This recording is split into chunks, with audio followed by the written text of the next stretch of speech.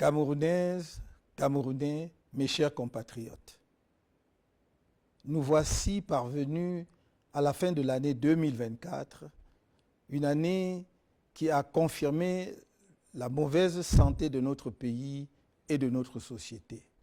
Même les plus fanatiques du régime en place constatent et commencent à admettre que le Cameroun est sur une pente dangereuse à tous égards.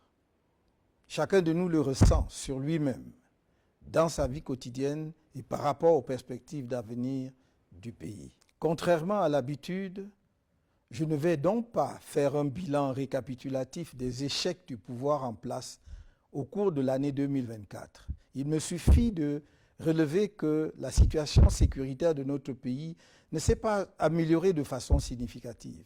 Le conflit armé dans les régions du nord-ouest et du sud-ouest étant toujours non résolu et les attaques meurtrières de la secte criminelle Boko Haram ayant repris de plus belle. Que nos performances économiques sont loin derrière celles de pays de niveau comparable en Afrique, cependant que notre endettement public ne cesse de s'aggraver et à des taux d'intérêt quasi usuraires pour des investissements invisibles ou inachevés à date, mettant ainsi un lourd fardeau sur les épaules de nos enfants qui devront payer pour notre légèreté et nos malversations.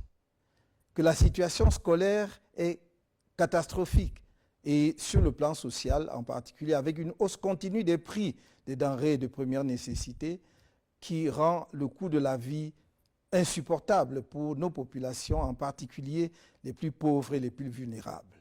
Que l'augmentation successive des prix des carburants, sous le prétexte mensonger de la suppression des subventions de l'État, contribue à la cherté de la vie, alors que notre pays est un producteur de pétrole, si modeste soit-il.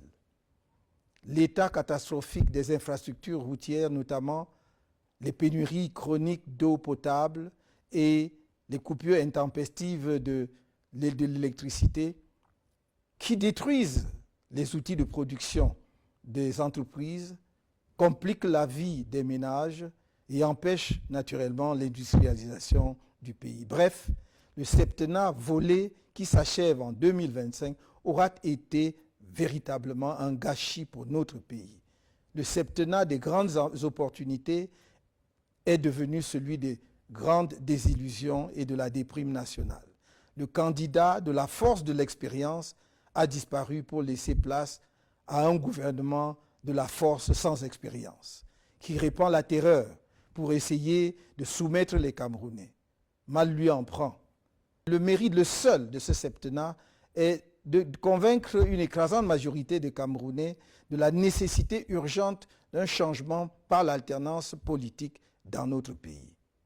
Par conséquent, je vais focaliser mon propos sur ce qui nous attend en 2025 et faire une esquisse de ce que nous pourrons faire ensemble dans les mois et les années à venir pour redresser l'économie, la situation sociale et culturelle de notre pays et assurer le rayonnement international du Cameroun. Camerounaises, Camerounais, mes chers compatriotes, quand bien même on ne voudrait pas brosser un tableau de l'économie camerounaise pour l'année qui s'achève, il est difficile de ne pas revenir sur un grossier mensonge économique du gouvernement, soutenu par le Fonds monétaire international, consigné dans la loi de finances de 2025, à savoir la duperie de la subvention par l'État des produits pétroliers au Cameroun. Une subvention est une aide financière se traduisant par une prise en charge d'une partie du prix de revient d'un produit par l'État. L'examen de la structure des prix des carburants à la pompe ne laisse percevoir aucune trace de subvention. Le pouvoir en place et le FMI mentent donc de manière éhontée au peuple camerounais. Le rapport mensuel le plus récent de la Caisse de stabilisation des prix des hydrocarbures indique qu'en ce mois de décembre 2024, le prix de revient d'un litre de super au port de Douala est de 369 francs CFA. Le consommateur final l'obtient à la pompe à Douala et à Yaoundé au prix de 840 francs CFA, soit plus du double du prix de revient, sachant que ce prix à la pompe est encore plus cher dans toutes les autres localités du pays avec les frais de transport. Toute subvention de l'État aurait conduit à un prix inférieur à 369 francs CFA.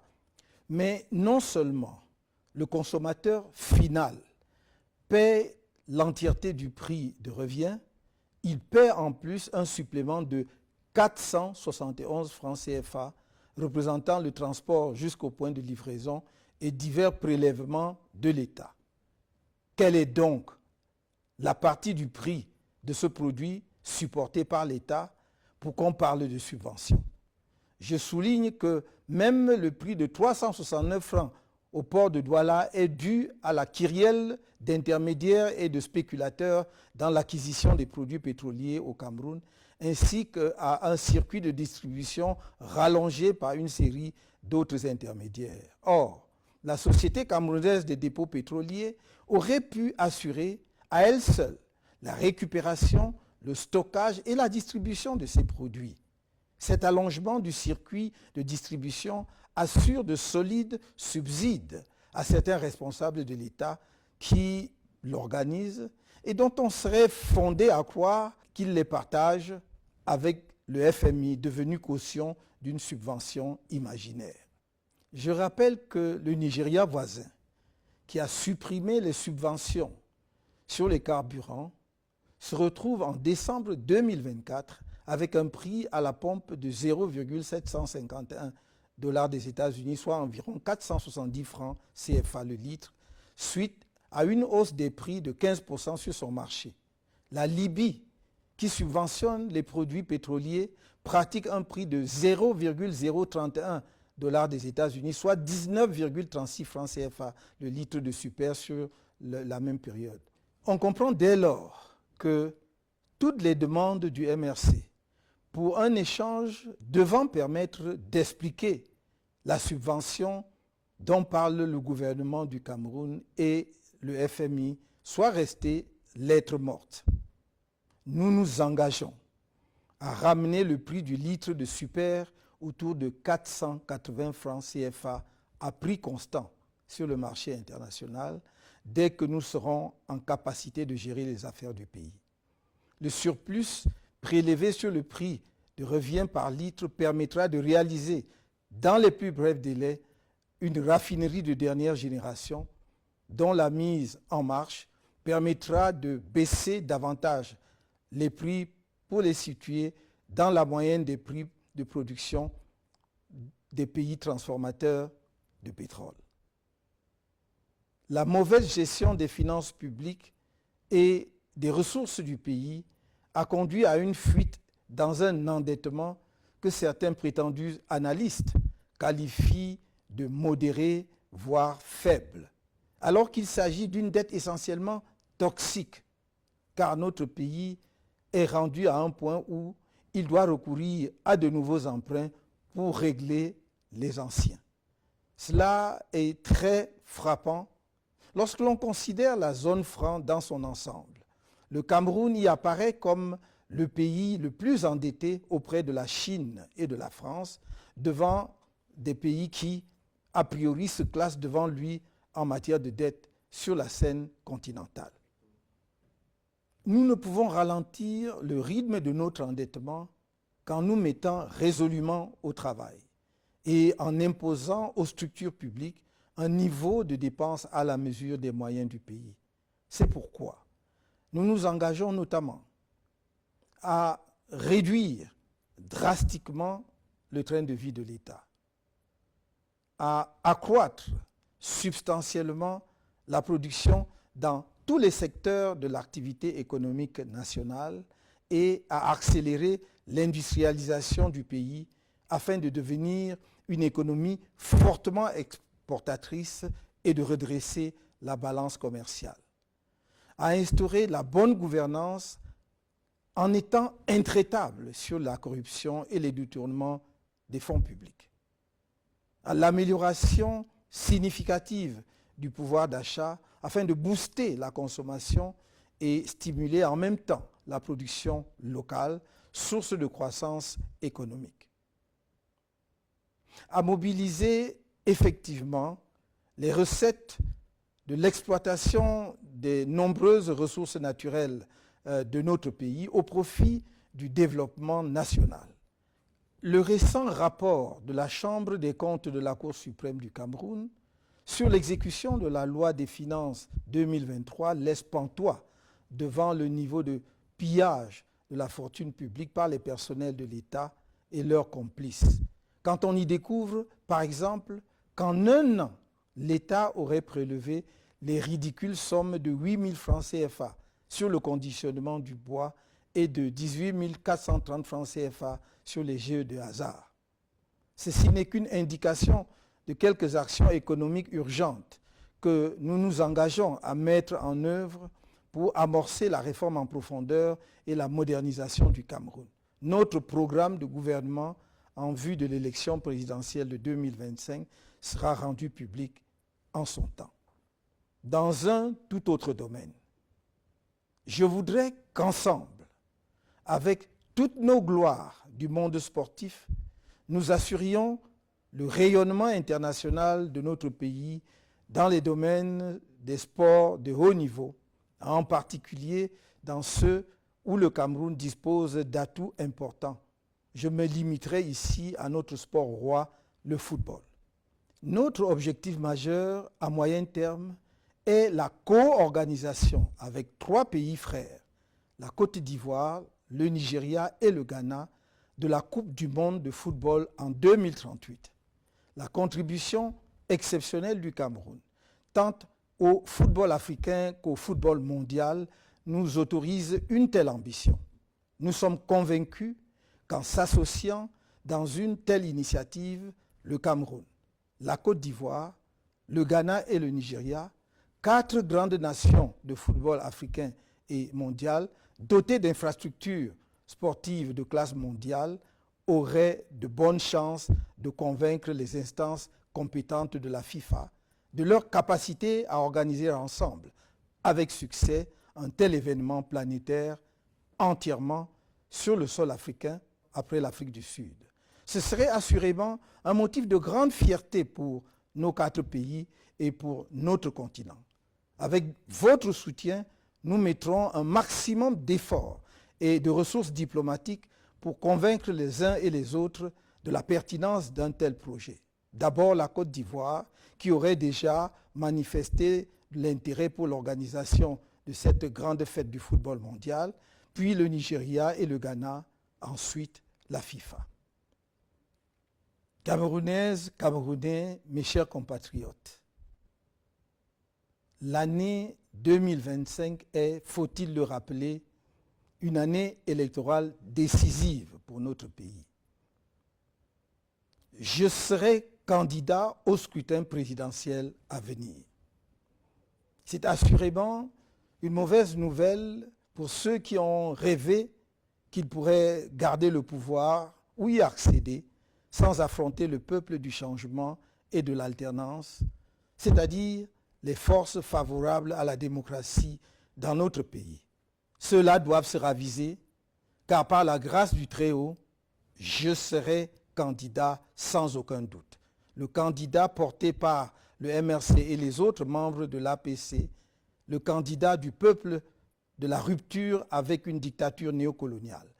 Ma candidature remplit toutes les conditions fixées par la Constitution et le Code électoral, et chacun devra en prendre acte, parce que telle est la loi.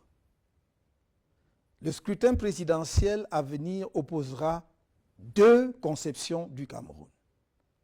D'une part, une conception passéiste et tribaliste d'un pays figé dans l'inertie, fondé sur l'arbitraire et l'exercice de la terreur contre les citoyens, gangréné par la corruption, héritière du pouvoir colonial et de ses pratiques, et au service d'une nébuleuse néocoloniale effrayée par la modernité autant que par la diaspora camerounaise, dépourvue d'empathie et de compassion vis-à-vis des populations les plus vulnérables ou sinistrées comme à Ezeka, au mont Bankolo, dans les inondations de l'extrême nord, à Ngouaché ou à la falaise de Tchan, pour ne citer que quelques exemples récents.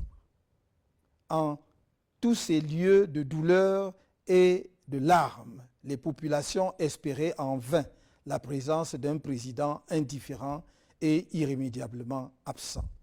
D'autre part, une conception d'un Cameroun moderne, humaniste, compassionnel et solidaire, à l'écoute du pays profond, y compris de sa diaspora et de ceux qui en sont venus à une révolte violente, profondément attachée à l'état de droit et à la justice, ouverte à l'indispensable réforme de l'État pour mieux répondre aux aspirations de toutes les composantes de la nation et portée par l'attention à la nécessité de s'enraciner dans nos cultures, de maîtriser les savoirs scientifiques et technologiques, de réaliser un progrès collectif partagé et attaché à la défense de la souveraineté de notre pays et de notre intérêt national, à la construction d'une Afrique unie, digne, respectée parce que puissante et maîtresse de son destin.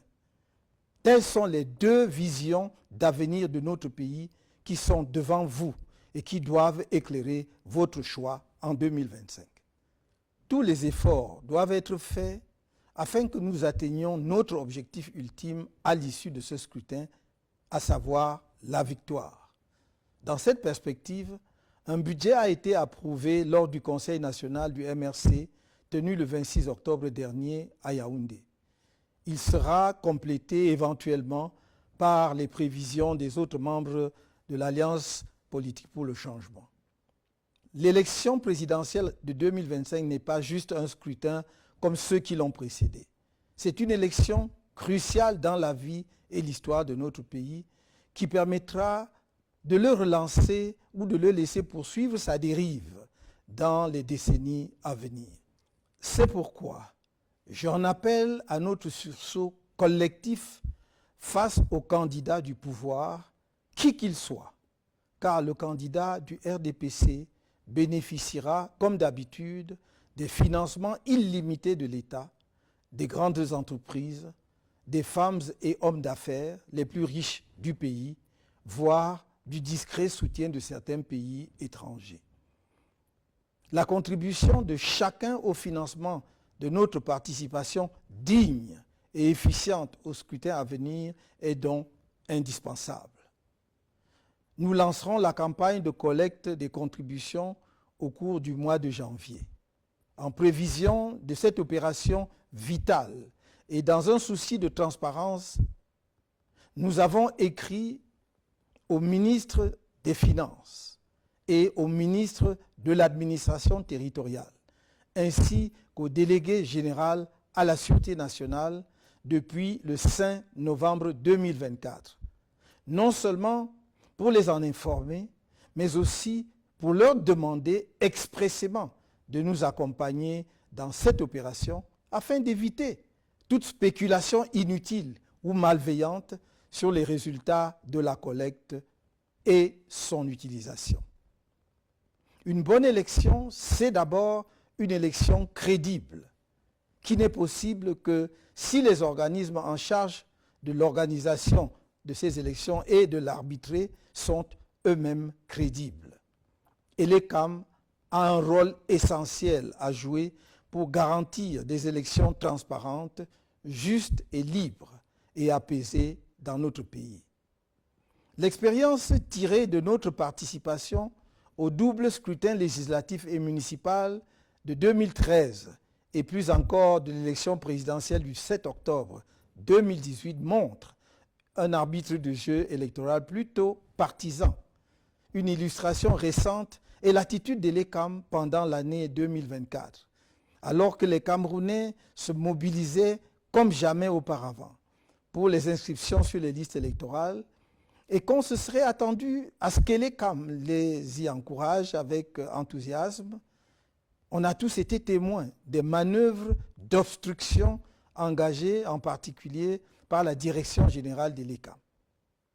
Cette tare qui inspire à la population le sentiment que tout est joué d'avance doit être corrigé impérativement avant le prochain scrutin présidentiel.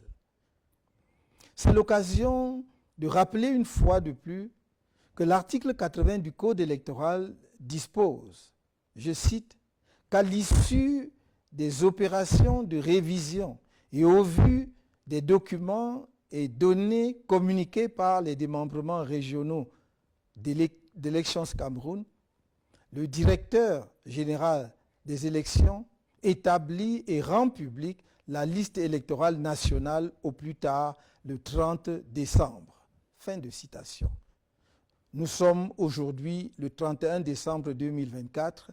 Dans quelques heures, nous serons en 2025 et la liste électorale nationale n'est toujours pas rendue publique.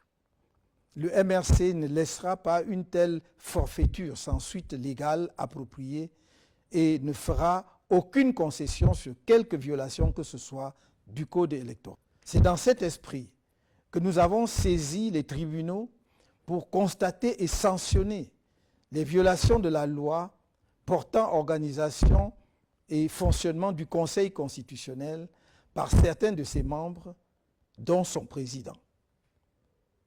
En ce qui concerne le comportement de l'ECAM et de certains acteurs techniques du processus électoral, je constate que l'ECAM a toujours du mal à appréhender son rôle d'origine, c'est-à-dire d'organe neutre, garant d'élections libres, transparentes et apaisées au Cameroun. Et l'ECAM doit se souvenir de l'histoire électorale dans notre pays et surtout pourquoi et comment on en est venu à sa création. Si les membres de cet organisme pensent seulement au décret de leur nomination et oublient leur indépendance, leur responsabilité et leur devoir impérieux vis-à-vis de la nation, ils feront courir à notre pays de graves périls engendrés par des crises électorales inutiles. S'agissant des partenaires techniques de l'ECAM, l'Allemagne, qui a souffert gravement dans son histoire des dérives totalitaires d'un régime politique et qui surmonta admirablement cette épreuve, est bien placée pour comprendre la frustration du peuple camerounais face au comportement inacceptable de certaines sociétés allemandes qui accompagnent l'organe électoral camerounais. Ces sociétés s'étaient engagées à mettre en place une biométrie électorale au Cameroun depuis plus de 10 ans et depuis lors se sont transformées en agents techniques de la fraude électorale qui permet à un candidat battu aux élections successives de se perpétuer au pouvoir dans notre pays. Cette situation inadmissible ne saurait continuer sans aucune conséquence légale. C'est l'occasion pour moi d'interpeller tous les partenaires du Cameroun et notamment ceux qui assistent financièrement à l'ECAM. Est-il cohérent de financer un programme avec des objectifs affichés de promotion de la démocratie et d'assister sans rien dire aux pratiques antidémocratiques avérées et récurrentes de l'ECAM? Mes chers compatriotes, je sais que mieux que les autres Camerounais, vous, responsables et éléments des forces de défense et de sécurité, et vous, autorités administratives à tous les niveaux, savez que notre pays entre dans une zone extrêmement sensible et volatile. La seule manière d'éviter une inflammation de notre pays, redoutée par tant d'observateurs, c'est de laisser les Camerounais s'exprimer librement dans les urnes et de respecter scrupuleusement leur choix. Vous devez vous assurer, chacun de vos corps en ce qui le concerne, que l'élection présidentielle aura lieu dans la transparence totale et dans la paix. Ce sera votre honneur, celui de l'ECAM et du Conseil constitutionnel et par conséquent de notre pays. Que pour une première fois dans notre histoire, le prochain président de la République soit le véritable vainqueur dans les urnes et reçoive les félicitations de ses adversaires. Dans cette perspective, votre mission cardinale en cette année électorale si particulière devra être de protéger la loi et non pas un homme ou une femme, un clan ou un parti politique. Votre responsabilité est particulièrement grande. Elle le sera encore plus après la proclamation des résultats du scrutin. Nul ne doit se sentir menacé par le changement à travers l'alternance démocratique que les populations de nos 10 régions, celles des villes comme celles des villages, appellent de leurs vœux. Nul ne doit en avoir peur, car nous aurions là une occasion exceptionnelle de réconcilier et de rassembler, de penser les mémoires plurielles blessées et de remettre notre pays sur les rails. Que chacun, à sa place, joue pleinement son rôle tel que défini par la loi et notre peuple donnera, comme d'autres peuples avant lui, une belle leçon de courage et de maturité politique et démocratique. Camerounaises, Camerounais, mes chers compatriotes, l'élection présidentielle, c'est la rencontre d'un candidat, femme ou homme, avec le peuple. Je suis certes candidat du MRC et de l'Alliance politique pour le changement à l'élection présidentielle à venir. Mais c'est vous, Camerounaises et Camerounais, électeurs de toutes les régions du pays, qui déciderez de qui sera votre prochain président de la République. Depuis mon entrée en politique, avec le lancement du MRC en 2012, vous avez été témoin des multiples campagnes de diabolisation contre ma personne, orchestrées tant ici même au Cameroun que dans les médias internationaux par le pouvoir en place. Malgré ces campagnes montées sur de grossiers mensonges, avec en toile de fond un tribalisme nauséabond, indigne d'un peuple camerounais par ailleurs admiré et respecté, personne, même pas le pouvoir qui détient tous les leviers pour enquêter sur les citoyens, ne vous a jamais produit la moindre preuve des multiples accusations portées contre moi. Je suis dans la vie publique depuis plusieurs années. La plupart d'entre vous me connaissent un temps soit peu. Chacun de vous a eu le temps de m'observer et de pouvoir se faire une opinion factuelle de mon attachement sincère aux Camerounais de toutes les origines et de toutes les religions, ainsi que de mon engagement patriotique indéfectible pour notre cher pays. Jugez chaque personnalité publique par vous-même sur la base de ses actes et non pas sur ce qu'on vous fait croire qu'elle est. C'est la seule façon d'échapper à la manipulation, la propagande, le mensonge et d'éviter les regrets après coup qui arrivent toujours trop tard. Dans cet esprit, je lance une fois de plus, comme je n'ai cessé de le faire solennellement, au moins depuis la convention du MRC de 2017, un appel en direction de mes compatriotes du RDPC, habités par le désir du changement et de sauvetage de notre pays. Je leur redis que mes bras leur restent largement ouverts. Ma conviction profonde est qu'on ne peut pas nourrir l'ambition de construire un pays en excluant du chantier national certaines de ses filles et de ses fils pour leurs choix politiques passés.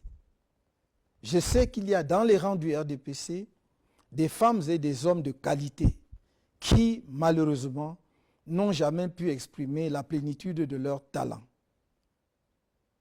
J'aurais besoin d'eux pour sortir notre pays de la misère structurelle où il a été plongé, du fait des mauvais choix politiques faits au sommet de l'État depuis 42 ans.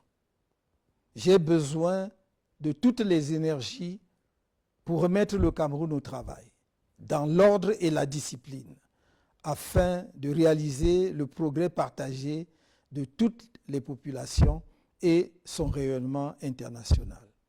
Dans le même élan, je m'engage dans le cadre d'une réconciliation nationale nourrie par notre histoire politique profonde, où nos grands héros nationalistes, dont Ruben Oumniobé, Roland Félix Moumié, Ernest Ouandié, Abel Kingé, Castor Osende Afana, Ndetou Massa, Marthe Ekemeyon Moumié, pour n'en citer que quelques-uns, seront effectivement réhabilités et célébrés à la mesure de leur sacrifice pour notre nation, et où sera organisé le retour des restes du premier président de la République, Amadou Ahidjo, dans son pays natal. Je ne saurais terminer ce message sans dire à mes compatriotes du Nord-Ouest et du Sud-Ouest qu'avec leur soutien en 2025, une fois accédé à la tête de l'État, une de mes premières décisions sera de libérer tous les prisonniers politiques anglophones, de permettre aux exilés anglophones de revenir au pays et de convoquer un vrai dialogue national inclusif sur la question anglophone. Tous les sujets politiques relatifs au règlement de cette question, dans le respect de nos héritages culturels respectifs, seront abordés sans tabou, y compris l'instauration dans notre pays du fédéralisme. À ce dialogue national inclusif seront conviées toutes les parties prenantes à la guerre civile inutile qui a ravagé ces régions, y compris les différents mouvements armés. Je veux arrêter cette sale guerre que certains ont imposée à notre pays depuis 8 ans maintenant. Nous pouvons l'arrêter. Nous devons ensemble l'arrêter pour enfin envisager sereinement la reconstruction des régions concernées et l'ensemble de notre pays. De même, je puis assurer mes compatriotes des régions de l'extrême nord, du nord et de l'Adamawa, qui ont tant donné au pouvoir en place, mais qui sont abandonnés sans état d'âme, à une misère choquante et à la merci de l'insécurité, de notre engagement à prendre toutes les mesures nécessaires pour le relèvement économique et social des 3 régions concernées et à mettre à la disposition de l'armée camerounaise tous les moyens conséquents pour sécuriser nos frontières orientales afin d'endiguer les attaques terroristes de la secte Boko Haram qui perturbent leur quotidien depuis plus de 10 ans. S'agissant de la lutte politique en cours, j'ai une pensée particulière pour nos nombreux compatriotes qui purgent encore des peines de prison arbitraires et illégales, malgré l'avis du groupe de travail sur la détention arbitraire de l'ONU en date du 4 novembre 2022. L'État du Cameroun foule aux pieds cet avis alors qu'il s'impose à lui en raison de la ratification par notre pays du Pacte international relatif aux droits civils et politiques de 1966. Enfin, je voudrais être très clair pour tous nos compatriotes qui seront en charge de maintenir l'ordre public au cours de l'année 2025. Plus jamais, le MRC ne tolérera la barbarie que certaines autorités administratives, éléments des forces de sécurité et magistrats ont fait subir à ses militants et sympathisants. Chaque tortionnaire d'un de nos militants ou sympathisants sera personnellement tenu responsable. Il sera poursuivi jusqu'à la fin de ses jours. À toute fin utile, je rappelle aux uns et aux autres que la torture est un crime imprescriptible et qu'en tant que crime contre l'humanité, il peut faire l'objet de poursuites devant des tribunaux étrangers. Je réitère également que nous danserons sur le rythme que choisira le régime et que si le peuple camerounais devait être placé en situation de légitime défense, il exercerait sa légitime défense. Mes chers compatriotes, le soutien que je sollicite de vous passe par une inscription massive sur les listes électorales de l'ECAM dès le 2 janvier 2025. Pour ceux et celles qui ne sont pas encore inscrits, la campagne d'inscription qui s'ouvre le 2 janvier sera la dernière avant le scrutin présidentiel, que nous attendons tous. Mesdames et messieurs, les acteurs politiques et de la société civile, étudiants, universitaires, intellectuels, femmes et hommes des arts, leaders religieux de tous bords, autorités traditionnelles, nous avons rendez-vous avec l'histoire dans quelques mois, à un moment où notre pays, le Cameroun, est à la croisée des chemins. Nous n'avons pas le droit de manquer ce rendez-vous. Nos désaccords et autres petites querelles habituelles doivent être tus devant l'enjeu politique qui se joue autour du scrutin présidentiel à venir. C'est pourquoi j'appelle à un grand rassemblement pour un sursaut national en 2025, par les urnes et dans la paix. N'ayez pas peur. Je le répète, n'ayez pas peur. L'agitation, la gesticulation, les provocations et menaces incessantes que vous entendez sont les derniers soubresauts de quelques extrémistes d'un régime qui a fait trop de mal à notre pays et qui sait lui-même qu'il est au bout de sa course. Ne vous laissez ni distraire, ni impressionner. Ces extrémistes du régime ont beau déployer le spectre de la terreur et du chaos, ils ne triompheront pas face au peuple camerounais debout. L'avenir nous tend les bras, saisissons-les. Bonne et heureuse année 2025, dans la douceur d'un Cameroun porté par le souffle de l'espoir. Je ne vous trahirai pas. Que Dieu élève notre pays.